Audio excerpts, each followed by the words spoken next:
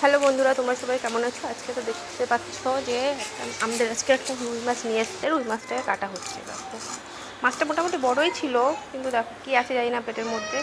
তো লেজটা কেটে রাখা হলো। এ দেখো কাটা মোটে যাচ্ছিল না বটিটাই, তো শেষমেশ কাটা হলো।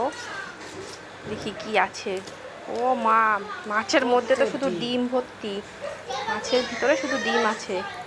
মানে মাছটা মানে পেটটা নরম, পেটে কোনো থাকবে না, মাংস থাকবে না, মাছের কোনো অংশ পাওয়া যাবে না, শুধু ডিমটাই পাওয়া যাবে। দেখো কতটা আছে কিছু।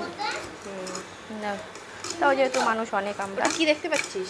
2 বেলা খেতে হবে, তো মাঝখান থেকে মাছটা তো ওটা কোথা কেটে থেকে? নিয়েছে। মাছটা কিন্তু আমি কাটছিলাম না, মাছটা কিন্তু আমার শাশুড়ি মা কাটছে। দেখো আমরা কিন্তু বাড়িতে এইভাবেই মাছ কাটি। তোমরা কেমন করে কাটো একটু কমেন্ট করো। দেখো মাছে এতটা ডিম থাকলে মাছটা কি, মাছে আর তাহলে কিছু থাকে পেটিতে? তো একদম পুরো পাতলা হয়ে গেছে।